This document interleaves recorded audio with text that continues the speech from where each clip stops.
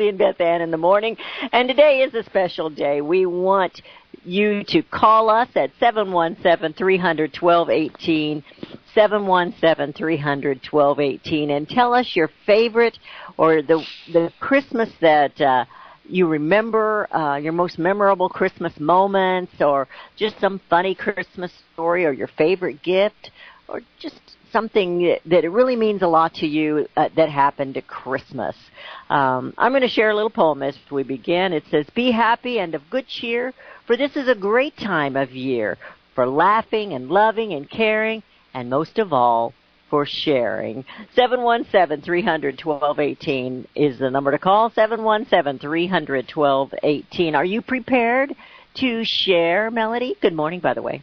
Well, good morning. Good morning to you, and good morning to the listeners. And even if you have a favorite Christmas song or something, it doesn't have to be a favorite gift, but something that's memorable to you for Christmas. And I hope you want to share with us. And even if you want to share a story. Otherwise, we're going to give you drabby news. Yes. And so sure. Give us a call. 717. Yeah, let's give that number, 717-1218. That's 717-300-1218. Melody, what is your favorite? Are you prepared? Do you want to give a Christmas story or a Christmas favorite or memory? Well, I was thinking about it last night, and I went through about 2 tissues. So maybe that's all out of me.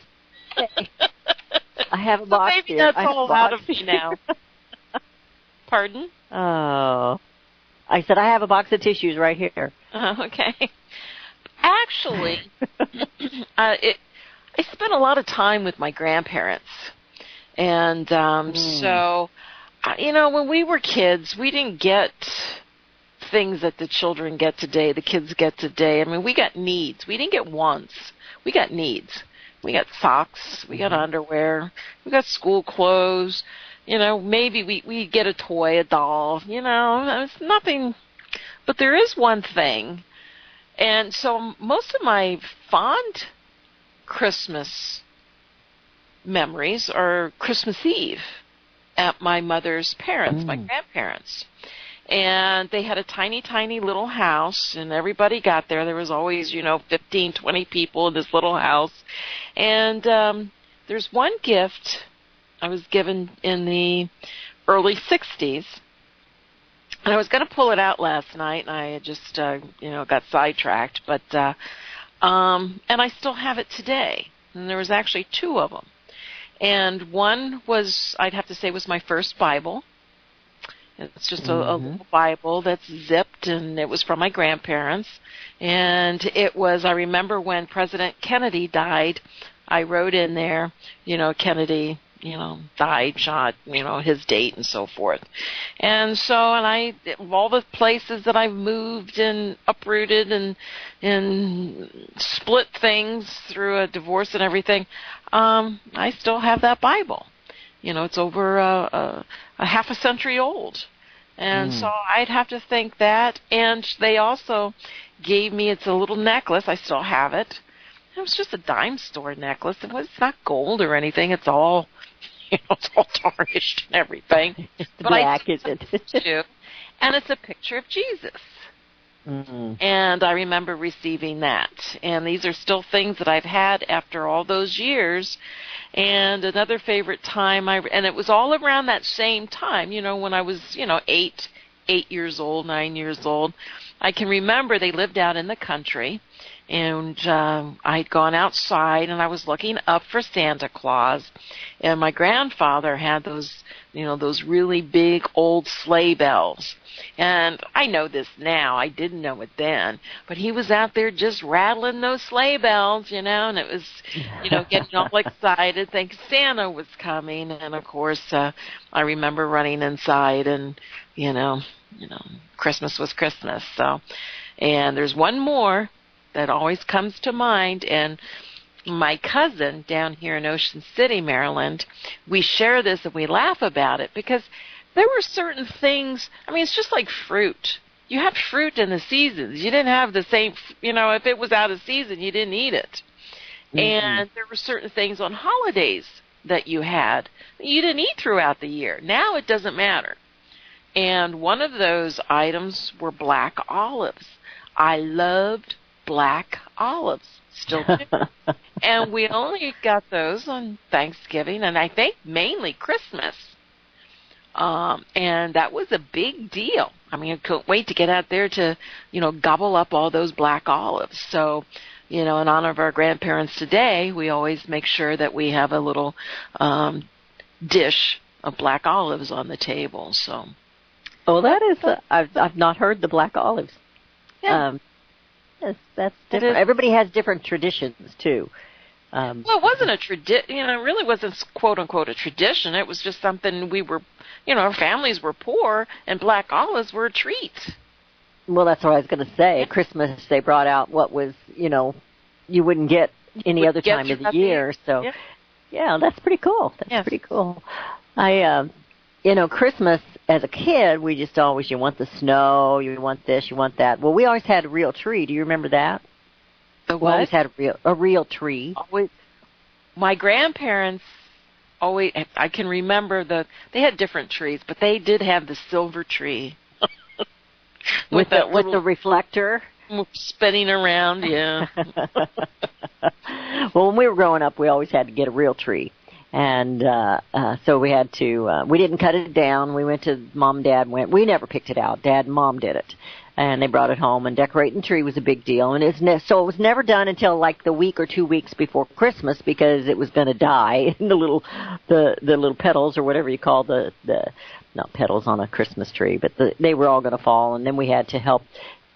New Year's Day was always the day you took down the Christmas tree and had to get the little pine needles and everything off the floor. And they were hard to get out of the carpet, by the way. Well, when I was a kid, Daddy worked rotating shifts. He worked at Owens Corning Fiberglass in Kansas City, Kansas.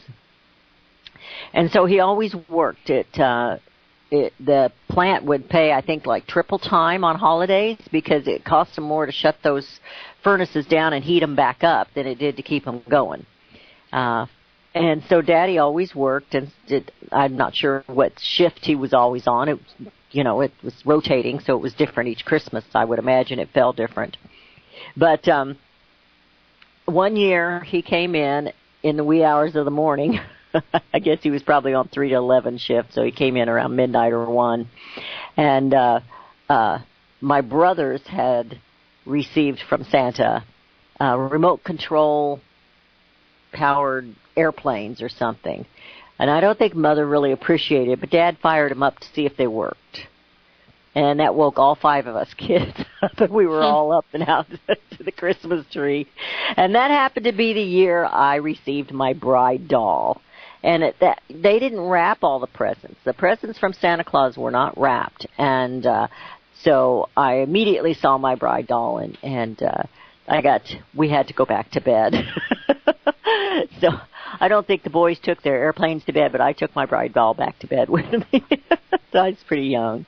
But, Christmas is an exciting time of the year, and kids get all, excited anyway, and it's hard to get them to go to bed, more or less try to get them to wake, to go to sleep. You can't even get them there, and then you wake them up and you have to get them back in there. I bet Mom wasn't very happy with Dad, I don't think, that day. But it's a Christmas we will not forget. It's a Christmas we will not forget. And you were talking about the books. I remember one year, and of course we didn't appreciate it at that moment. Maybe not as much as we should have. But the folks invested in World Book Encyclopedia set. Yes. And we got that, and I don't think we've tossed them. We might have after Mom and Dad when we had to sell their property and stuff. But, they were all out of date. But, oh, my goodness, we used those through the years when you had to do book reports for different topics or classes, and you go to the World Book Encyclopedia and look up whatever the issue, what topic was, or subjects you were trying to study.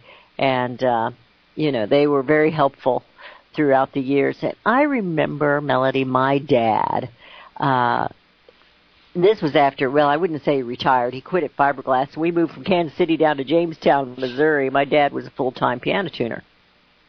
And so I remember he'd be up in the middle of the night if I got up to go to the restroom or something, and he'd be sitting there either reading his Bible, or it was nothing to see Dad just sitting there reading an encyclopedia. Mm-hmm. I was not like that. So, I do read my Bible on occasion, but Dad would do that, and it's just amazing. You know, we talked about the candy the other day. You're talking about the black olives. Was there a certain kind of candy that was brought into the house? Well, we did. We had the ribbon candy, and there was always, you know, some sort of chocolate. Mm-hmm. You know, I was always fond of. They used to make little Reese's peanut butter cups. Oh yes. My grandfather always knew I was fond of those. So those are yummy. And they also in Pennsylvania, it's called opera fudge. Did you ever hear of opera fudge? No. It comes out mainly at the holidays. Mm-hmm. And it is, they can't make it they can't mass produce it because of the way it's made. It cannot be mass produced. So it is handmade. It's called opera fudge. It's not the regular fudge that you see cut in squares. It's usually round balls, very, very creamy, and then it's covered in a chocolate. And so they would get opera fudge. And they still do it today. It's a little harder to find because, you know, the technique isn't, you know, they don't pass it down anymore. And, you know, people are more, you know, in a hurry. The instant fudge. You know, they don't make candy and things like that. So they just buy it. So, but the opera fudge was, it's very rich, but it is delightful. And, but yeah, I forgot about opera fudge until just. I've never heard of opera. I'm going to have to Google that. It's very local area. They can't ship it because of the way it's made. Because it doesn't last. Is it too? No, can you pick it up? It's the way it's made because it's. Now I do freeze it. It's been a while since I had it, but I do freeze it and then eat it throughout the year. But they can't. For some reason, because of the cream and the milk, just the way it is processed, it can't be mass produced. And so it is a very select in and around the. I'm not sure if it's really a Pennsylvania Dutch, or if it's a German, because the area that I lived in Lebanon, Pennsylvania, is very close to Lancaster, and it's very Amish, very German. So I'm not quite sure which is which. Whether it's German or Amish, but yeah, they can't. It's very delicious. Well, back when I was a kid, we did do the big meal for Christmas. Now, we never went anywhere. There was only one year, and I'm going to have to ask my siblings. I think I mentioned that to you the other day about that particular Christmas because they're older than I am. Why we ended up going to Grandma's, which was in Bonne Terre, Missouri. I don't know if you've ever heard of that big lead mine area back in the day. And my grandfather was an electrician in lead mines. But we were always home. And Mom always did a big meal. We had like a Thanksgiving meal. We had the turkey and the trimmings and everything and rolls. She made it all. And her cookies. I'm a ginger snap cookie lover. Mom made that and chocolate chips. And she didn't make too many of the Christmas cookies, the cutout cookies. She wasn't into that as much. I do that. We are having a day for Christmas memories or Christmas favorites. Give us a call at 717-300-1218. That's 717-300-1218. And we're looking forward to hearing from you and what your family did. Maybe you've got a tradition you want to share. And Melody and Beth Ann will be right back. Hear it first on FirstAmendmentRadio.com and FirstAmendmentRadio.net. Gold and silver is tremendously undervalued. Global demand vastly exceeds mine supply by more than 60% annually. There is little in the financial world more certain than a coming explosion in the prices of gold and silver. The U.S. dollar continues to lose value and respect as the world's reserve currency. Our nation faces challenges on many fronts, and a day doesn't pass without another economist bringing forth warnings of impending economic calamity. There has never been a better time than right now to acquire physical gold and silver. Discount Gold and Silver Trading was founded on the principles of truth and honesty. We believe in providing a quality product, quality service, and most importantly, competitive pricing. We provide all forms of precious metals, including American gold, silver, platinum, and rare investment and circulated coins. Silver bars, rounds, and 90% silver bags are on hand for the silver investor. Gold self-directed IRAs are available. Call Discount Gold and Silver Trading at 1-800-375-4188. Toll free, that's 1-800-375-4188. Visit crosstheborder.org, CROSS, crosstheborder.org, to get your print, EPUB, or PDF version of Nicholas Arthur's new book titled When the Third Temple is Built. That's crosstheborder.org. When it comes to prophecy today, much of the evangelical Christian world has their eyes on Israel, waiting and watching to see when the third temple will begin to be built. The plans are drawn. The Jewish people are eager. Most evangelical Christians today believe that the rapture will happen before the third temple is built. Hi, I'm Michael Yuji. I was taught that Daniel's 70th week was in the future. Is that really what the Bible teaches? Have we searched the Scriptures and found this to be true? Why is it so important for a reestablished Israel to build a third temple in Jerusalem? Is it necessary to build a temple on the same location already occupied by the Dome of the Rock? Is it necessary for sacrifices to take place in the temple on Temple Mount? Is there really a rapture followed by 7 years of tribulation? What is the New Testament temple? Can we identify history and prophecy? Who is the first beast in Revelation chapter 13? Who are the 7 kings in Revelation 17? I have asked all these questions, and I have found Nicholas Arthur's new book, When the Third Temple is Built, answers all these questions and more using Scripture to interpret Scripture. The Bible says that no prophecy of Scripture is of any private interpretation. Nicholas shows us in his new book, When the Third Temple is Built, how the Bible interprets prophecy and not man's private interpretation. Visit crosstheborder.org, CROSS, crosstheborder.org, to get your print, EPUB, or PDF version of Nicholas Arthur's new book titled When the Third Temple is Built. That's crosstheborder.org. Years ahead of the dominant media, FirstAmendmentRadio.com and FirstAmendmentRadio.net.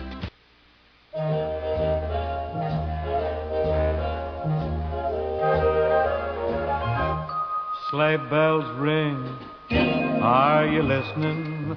In the lane, snow is glistening, a beautiful sight. We're happy tonight, walking in a winter wonderland, gone away. And we have returned. You're listening to Power Talks with Melody and Beth Ann in the morning, and we are asking for your phone calls to tell us your favorite Christmas memory, maybe your favorite Christmas food, a tradition, or even your favorite Christmas song or hymn.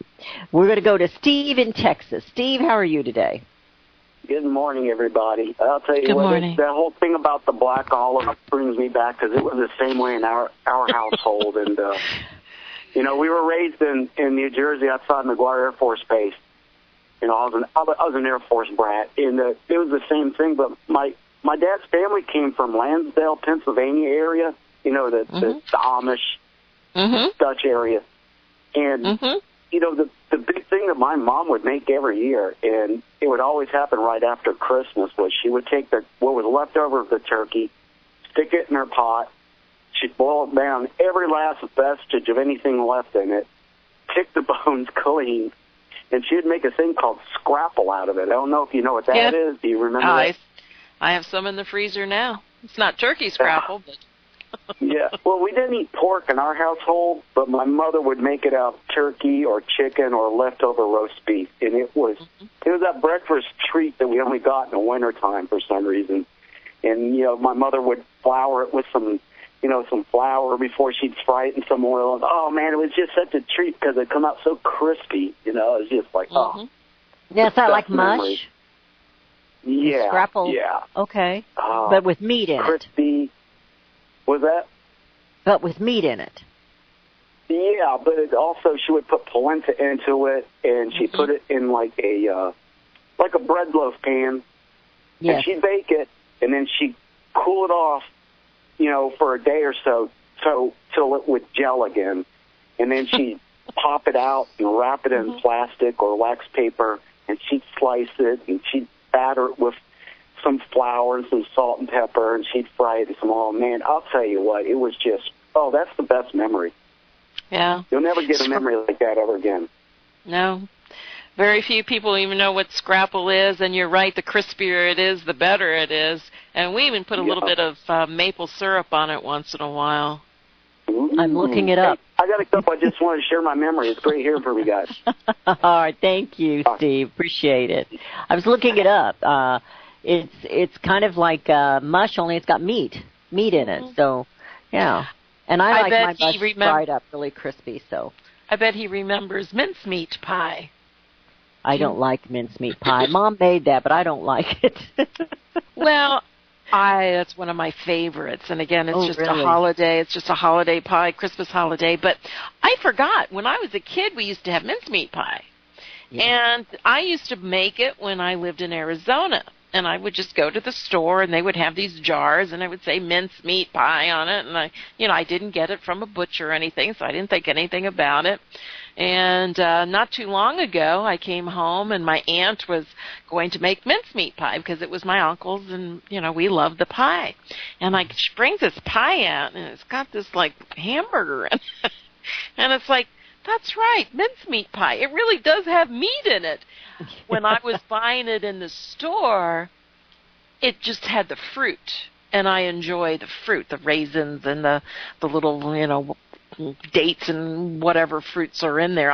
And that's what they had. They called it mincemeat. So I like my mincemeat pie without the meat. Oh, okay. I like the seasons. I like the fruit and the seasonings, the flavor of it. And I never was a fan of fruitcake, but there was a gentleman that sent my former boss, Derry Brownfield, fruitcake. And it was really good fruitcake. It was moist and almost falling apart. It wasn't this hard fruitcake that you could slap on you bounce off the floor or whatever. It was really a good tasting, juicy, moist cake, unlike the mincemeat, the fruitcakes that you get today. I love fruitcake. And no, I don't care for it. I worked with a lady many years ago, and what they would do, they'd get this fruitcake for Christmas. Well, when we were little, fruitcake, we didn't have there was one bakery in town, and, people made their own, but for fruitcake, you'd find it in the store, and you'd buy it, and, it wasn't very good. But she told me one time, she says, we get all this fruitcake. So she says, throughout the year, when we have wine or a drink, and there's something left over, she says, we freeze the fruitcake, we pull it out, and we pour this stuff over the fruitcake and put it back in the freezer. And she says, and a year later, she says, it's fantastic. And it was. It was always moist. It was, it was, and she says it doesn't matter what I'm sure her and her husband just drank a particular drink or so for every now and then, so it was probably the same throughout the year. It probably wasn't 12 different types of alcohol that went in there, but yeah, and she shared it with me. It was very delicious. I thought traditional fruitcake was rum on it or over it. They added anything in there. They put anything in there. And it was just that they had alcohol, or they pour it over and put it back in the refrigerator and in the freezer, and then they would eat the fruitcake a year later. Okay. And new fruitcake went in the freezer. Started it all over again. All right. That was their tradition. But speaking of, we have Neil in Missouri calling us this morning. Good morning, Neil. Morning. Yeah, Merry I was just calling the best Christmas present I ever got, which is it's highly unusual because it's an old craft. I got it when I was 12 years old because I was handy with tools. My parents got me a Craftsman rotary tool, which it's the only one I've ever seen in my entire life. I think it was a limited thing where Craftsman put them out one year, and I guess they didn't sell, so they pulled them off the market. And I've never seen one. I've never seen one advertised, but they were a very high speed, like 9,500 RPM hand tool. Well, they had a mounting bracket where you could mount it on a bench, but it was for woodworking and metalworking. Had a whole bunch of bits that came with it, and of course you could put other kind of bits into it. Had a chuck on it like a regular drill, but that was the best Christmas present I ever got. And like I said, I had it till a few years ago when the church got looted and they stole all of our tools, but it's the only one I've ever seen. and it was really unusual. But that was of all the Christmas presents I ever got over my entire life, that was my favorite. That tool right there was the handiest thing I ever owned. That's awesome. I think my husband might have one. I'm going to have to ask him. I know he has tons and tons of tools, but we lost our home in a fire back in 1983 and lost everything. I had to start all over again. But I'm thinking he has a rotary tool, but I'm going to ask him.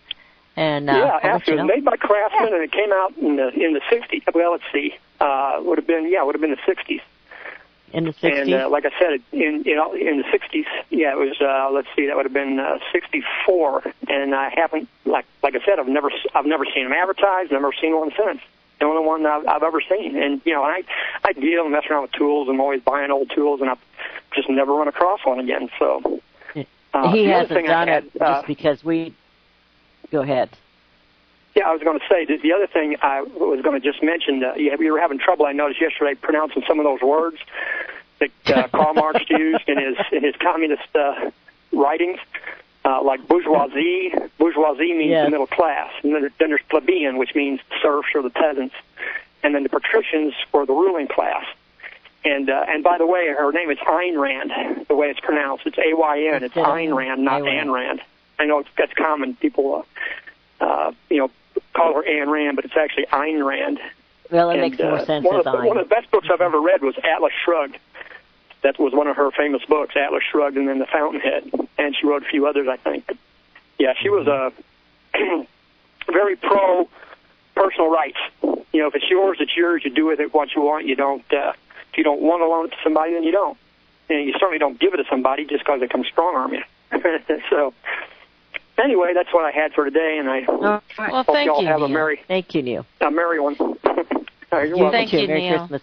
I need Neil in the morning when I'm going through those, and usually I try to get on, there's a website where it shows you, actually speaks the word so you can pronounce it, and I didn't get that done yesterday morning, or several mornings. With two shows putting together in the morning, I have a little trouble getting the time.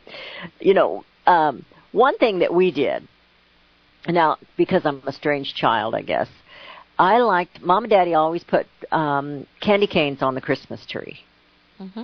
And so we got to have candy cane. And I like to suck on the candy cane and twist it in my mouth till it was a really pointy end, and then stab one of my brothers with it. I knew where that was going. Actually, peppermint's one of my favorite. I like candy canes. Yes.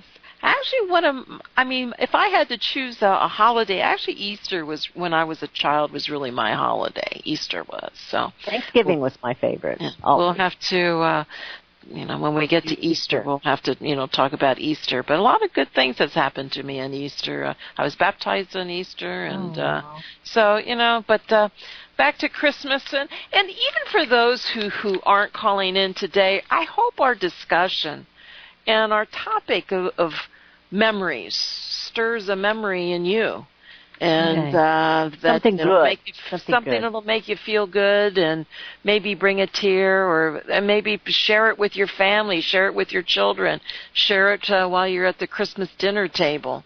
And so that's what this particular program is. When I was younger, a young mother, I decided, and I'd get these little magazines. There was a magazine put out, I think it has a different name now. It was called Farm Wife News, or Farm Wife Magazine. And they'd have recipes in there, and they had a recipe in their Melody for candy canes, how to make candy canes. I had blisters on my hands, and they were not very good candy canes. I never tried that again. But I tried one year to make candy canes, and that was a huge flop. I did have a fudge recipe that you actually needed the fudge. You actually needed the dough for the candy. And it was really a smooth, rich fudge. But I lost that when my home burned down. So I lost that recipe. So I have never made it again. I've gone with the cheating ones. If I make it, I don't make candy as much as I used to. But I've tried a few things in my day, and that was one of them. Now, yesterday I told you, don't let me forget to tell you the flashlight story.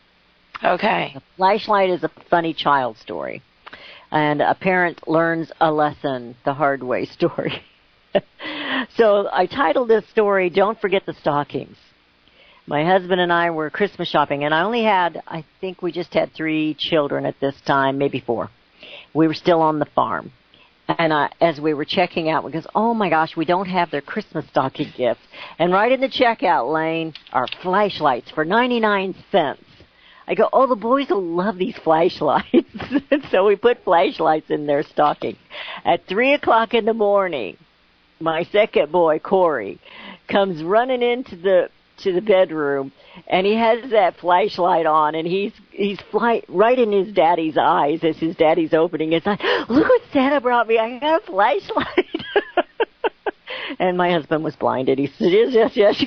So we never gave flashlights again, and not while they were little anyway. I was glad he was on that side of the bed, and I was on the other side. So. So that's my flashlight story. Anyway. Thank you for sharing that. You're welcome. Don't give a flashlight to a child. It could get you up in the middle of the night. Maybe our producer, Todd, might have a story he might want to share with us. I'm going to put him on the spot. So if he does, maybe he can join us when he... He's typing to us, laugh out loud. I guess that's a no. Think about it, Todd. Think about it. Putting you on the spot. Hey, let's do a little news. We have a great day in gold today. Gold is up $5 today at $1,272. Silver's up 15 cents today at $16.34. Platinum is up 5 at $926. And I think you're going to continue now to see prices rise. I mean, I think... people think inflation is good, but it's also good for gold. And I think we're going to have a very good year, and I think this is the beginning of it. So the stock markets today, they're up a little bit, the paper markets, but a great day for gold at $1,272. Every year they have something that's called the I think everybody's heard of the CPI, the Consumer Price Index.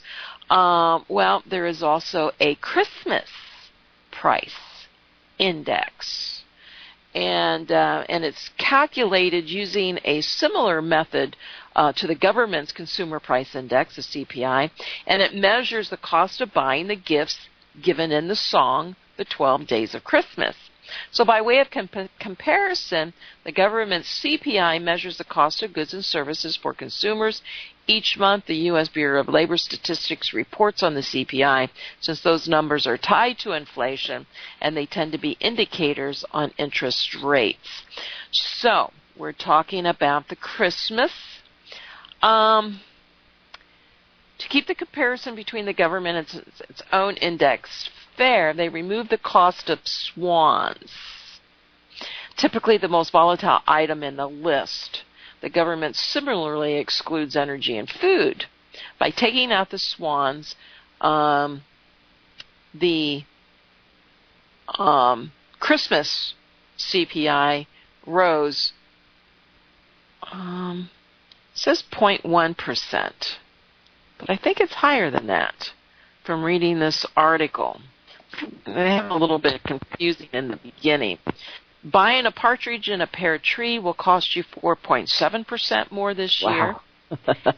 And it isn't, don't blame the bird. The cost of the pear tree increased by 5.2% due to the increased cost of living for the workers and the limited supply of larger and more mature trees. The Lords of Leaping also saw an increase as prices jumped 2%, but the real mover this year was those 5 golden rings. The cost of gold boosted the cost of the rings by a whopping 10%. By the way, that's my favorite verse in that song. Mm-hmm. Yes, of course. Mine too. And if you add up the cost of all the gifts in the 12 Days of Christmas song, it would cost you $34,558, about $200 more than last year's total. If you really want to impress your true love by nabbing all 364 items, the number of the items as repeated throughout the song over and over and over again, you'd have to cough up $157,558, about $1,000 more than last year. So So inflation is on the rise, but of course those 5 golden rings was up 10%. There weren't any changes in price for the turtle doves, the French hens, or the calling birds, nor the 6 geese a laying. There was no change with 7 swans a swimming, 8 maids a milking. There was no change in 9 ladies dancing, and no change in 11 pipers piping or 10 drummers drumming. I had to get them all in. So the only increases was the partridge pear tree, the gold rings, and the 10 lords a leaping. They were up 2%. Yeah. Well, that's interesting. I don't know where you find lords a leaping, but they're expensive. I don't know. $600. Well, I won't get any of those on my list this year. We have Joe from Arkansas on. Joe, how are you today? Oh, surviving so far. It's gotten a lot colder than it used to be, than it was yesterday today. Oh, I know. It's totally different from yesterday, isn't it? Yep, winter came right on time, you know. Yesterday morning was the last day of fall, and today is the first day of winter, first full day of winter in it. And winter really came to us right on time, didn't it? Right, absolutely. Okay, well, here's my best Christmas memory. This would have been sometime around 30 years ago, I believe. And I was down in Texas with a girlfriend then. And her birthday happened to be on Christmas also.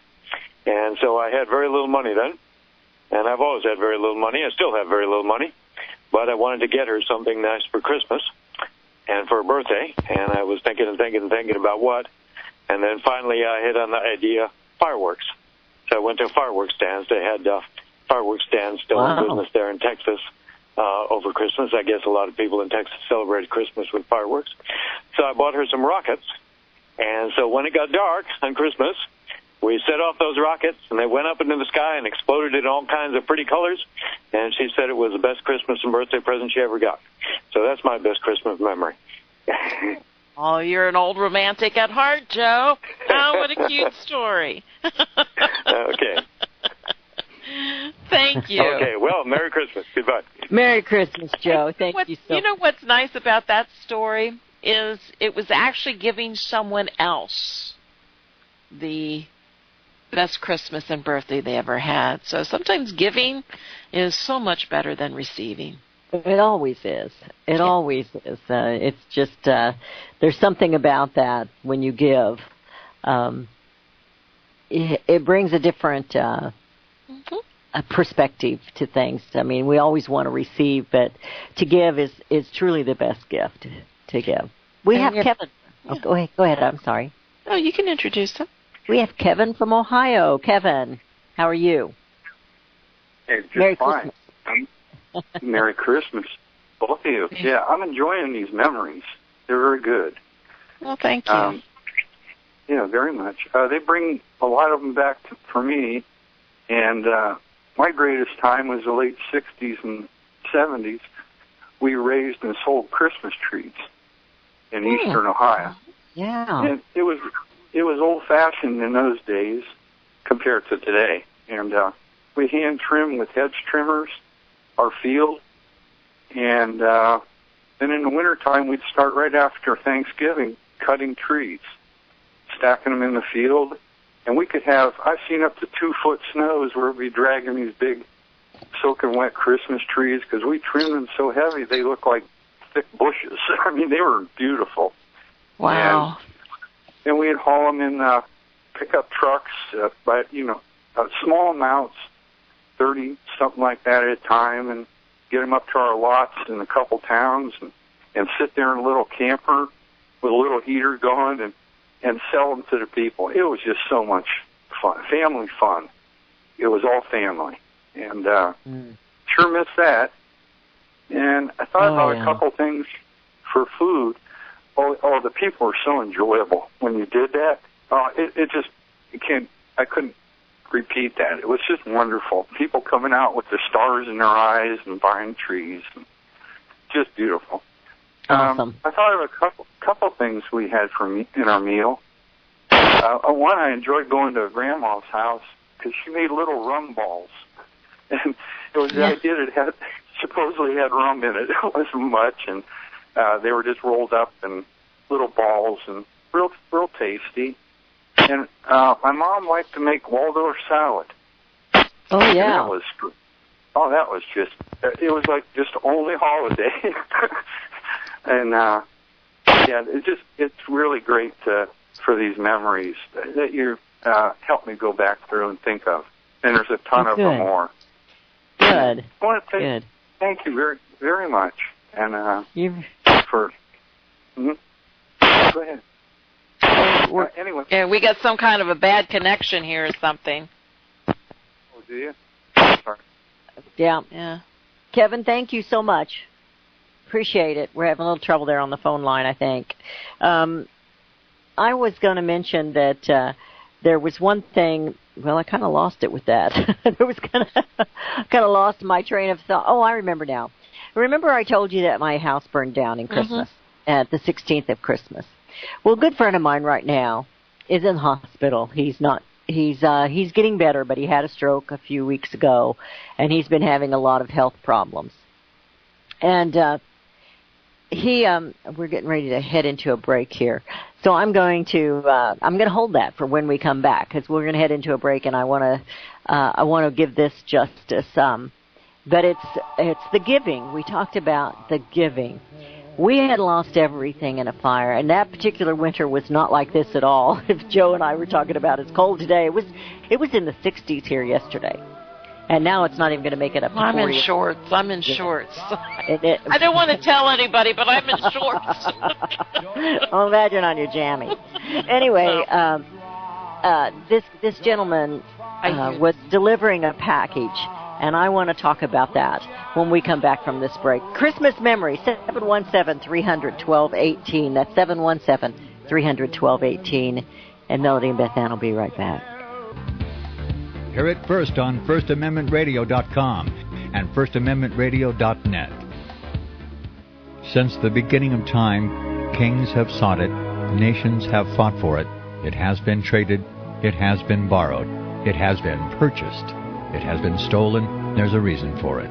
To secure the blessings of liberty to ourselves and to our posterity.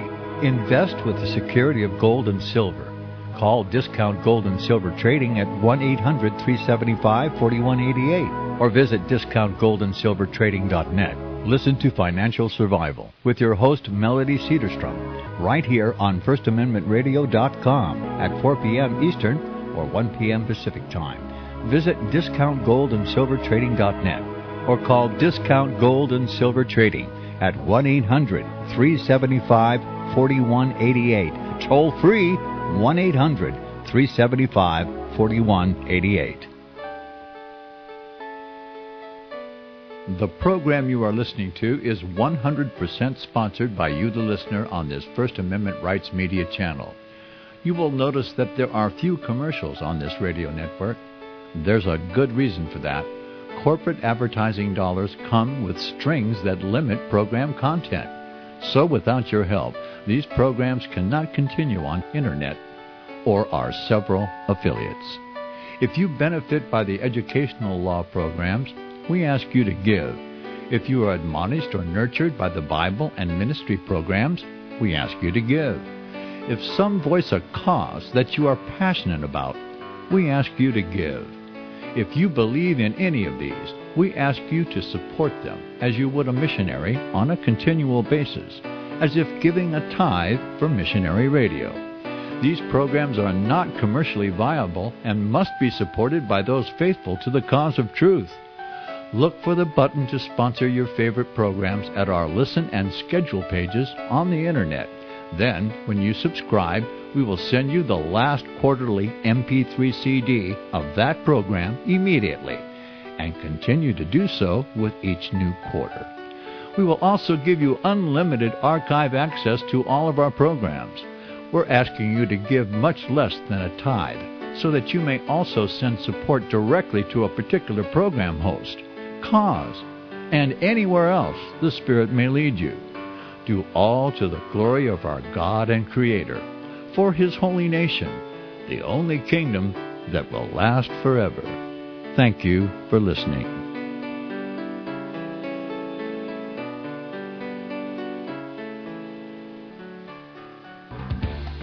Hear it first on FirstAmendmentRadio.com and FirstAmendmentRadio.net. I don't know if there'll be snow. Are you going to shush me? Have a cup of beer. I'm waiting for you to Have a shush me. holly jolly Christmas. And when you walk down the street, say hello to friends you know and everyone you meet.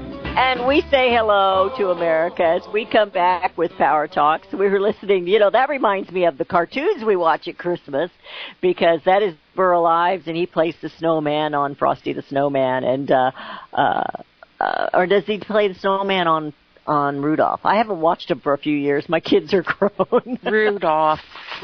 Okay, he plays. And I don't even have children. I'm sorry. I corrected myself. Hey, I want to thank all the people who are calling in this Absolutely. morning. We have another caller on the line. We have Lance calling us, but we have all men calling us today, and as exciting and wonderful that is, where are you women out there? So 717. Men are the sentimental ones. Are men the sentimental ones? Yes. We're not giving you guys a hard time, but no, we love it. We're giving the girls a hard time because they're not they're probably in baking cookies. That's probably what they're doing. We have Lance from Texas. Hi, Lance. How are you this morning? Hey, I'm doing good. Maybe it's just men who listen to you two ladies. Wow. Well, I'm turning red. Anywho, I got a favorite Christmas, I guess it's a hymn, really. It's Joy to the World. No. Joy to the world, the Lord is come. Let earth receive her King. Now, most people think of it as a Christmas song. And in reality, it was written about the second coming of Christ. Now, here's the interesting caveat. The word Christmas, if you break it down epistemologically, it means not only the celebration of the coming of Christ, but of the reign of Christ and the second coming of Christ. So it's all three simultaneously. And that's what I like so much about that particular hymn. Yes. And I had just learned that a couple of weeks ago, that was about the second coming, and was not really intended to be a Christmas song per se. So pretty nice. I like all the Christmas music. I think of the secular music, I like all of it, but I have a CD, Lance, of Michael W. Smith, and he does a duet on there with Sandy Patty, and it's the Christmas Waltz. Are you familiar with the Christmas waltz? I know you are. I've got it up here. I'm trying to. We do a lot of polka and waltzing down here in Texas. I don't know if you know that. Quite a few Czechs and Germans settled this area. I love that stuff. But to tell you the truth, one I can't stop listening to and just love to hear over and over is the Vince Guaraldi Trio. You know it is Charlie Brown Christmas, but I can listen to that all year. Yes. I love that one too. You know what? It's magical. I also love the Grinch. The Grinch Christmas song. I had a punk rock band, and we named ourselves Bahu Boris, specifically after the Grinch. True story. All right, ladies. I love it. Have a wonderful Christmas. Thank you. Merry Christmas. Merry Christmas to you. Oh, look, we have Spark the Girls. Carol in Oklahoma. Carol, thank you. Yes, I just had to let you know that we are listening out here. God bless you. Thank you very much. Yeah, and I've got to tell you, I guess the best Christmas was the first Christmas after we adopted our daughter. Oh. And that had to be the best. I mean, that had 47 plus years ago. bless her little heart. Tears. And, tissues. So anyway. Oh, my goodness. What a wonderful... That made it good. She's our only child. You didn't spoil her any that Christmas, did you? Oh, I don't know. She was about 7 months old by the time Christmas got there. But, she's been spoiled all her life. She knows she's loved dearly. So, that's wonderful. Anyway, that's just, I am tearing up. Thank you, Carol. Yeah, she is a blessing. But I'll tell you what, though, unfortunately, and need to spread the word that if anyone back in the days when they didn't have to reveal who the mother was and they didn't pay attention to the health records, and we're still trying to get the health records from that birth mother because she had symptoms of a heart attack last week and just scared us to death. And so she's getting tested for that. So if there's any birth mothers out there that hadn't contacted and let people know, please, that's so important. Nowadays, Absolutely. that isn't a problem. Very They've good learned message. now. Very good. So, Carol, thank you. We'll be praying you for her. betcha. Hope she does well. Listen, all right. Thank you. Thank you. You all are a blessing. Yeah. God bless you. Oh, thank you. God bless you. I will share the story that I started to tell. This was before Christmas. It was the week of Christmas. And my home burned on the 16th of December. And we stayed the first night with my parents. And then we moved in because they had a huge, huge house with my husband's parents. Huge. We were still huge. Anyway, the weather was horrible. Ice and snow and cold, bitter cold, below zero cold, And I looked outside, and here's this man pulling a sled, like a child sled, up the road because his vehicle wouldn't make it. And he's got a big bundle of sacked up of stuff on this sled, and he's pulling it with a rope, slipping as he walks. And this is a gravel road, and it's ice and snow covered, and he's pulling it up, and I'm watching him. Looks like Santa Claus, but he didn't have any red on. And it was our good friend Terry, and he is in the hospital right now. He's had a stroke. He's had some other health issues. He and my husband graduated from high school together. They played basketball together, and just good buddies. And I want to wish him the very, very best, but I will always picture him as he's dragging that up. And it was from one of the churches here in California, Missouri, and we were living in Jamestown at that time, but we went to church here in California. One of the churches here had sent a care package, and it was clothes. Of course, they were used clothes, and some toys, and unnecessary items. I don't remember what all was in there. But here he is pulling it up the road where his vehicle couldn't get, and he just gets out. You talk about determination. And it was just quite a sight to see, and I'll never forget it. Aw. I'm sure glad that... excuse me. Sometimes I'm just speechless. Christmas is a time when people come together and they're more open and more receptive to giving as well as to receiving. Receiving is difficult. Well, receiving is difficult. When we had that fire and we had nothing, and that year we couldn't give anything. At Christmas, we always exchanged names, and we had nothing. And it was very humbling to sit there, even though it's family, and just receive and not give. It's not only that, but you just said something. You had nothing, but yet you had just everything in the world. You had everything in the world. You were the richest people and had so much at that point in time. And it's...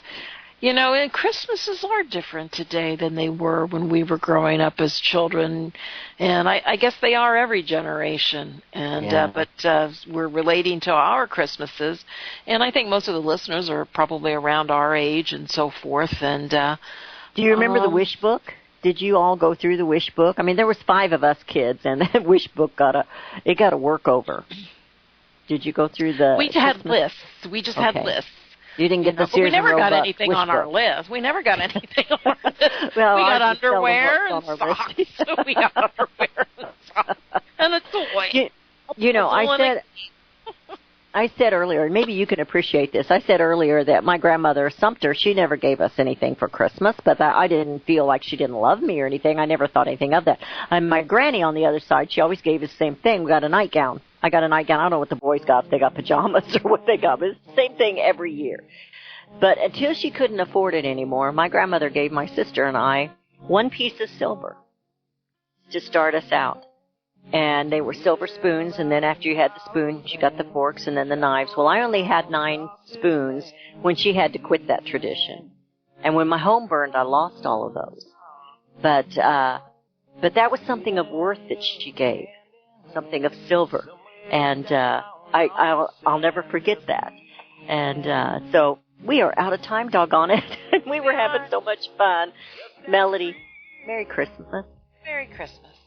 And Merry Christmas to all of you. And we will be back we're going to take a break next week. We'll be back on Wednesday, and we're going to have Michael Cutler here. And we just wish you the very best, merriest Christmas. Make a memory this year and share it with us next year. And be safe. Absolutely. Please be safe and merry. And have some black olives.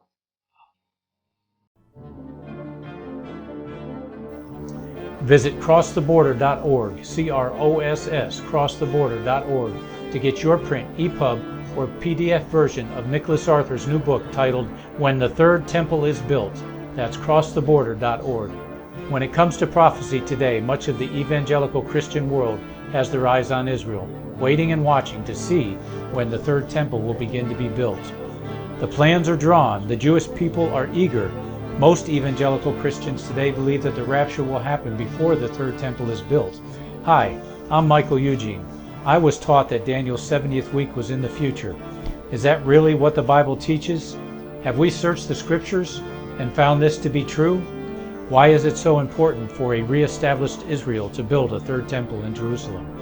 Is it necessary to build a temple on the same location already occupied by the Dome of the Rock?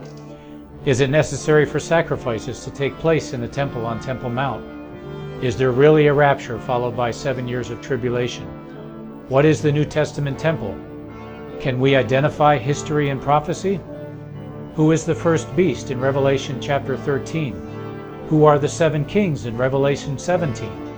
I have asked all these questions, and I have found Nicholas Arthur's new book, When the Third Temple is Built, answers all these questions and more using Scripture to interpret Scripture. The Bible says that no prophecy of Scripture is of any private interpretation. Nicholas shows us in his new book, When the Third Temple is Built, how the Bible interprets prophecy and not man's private interpretation.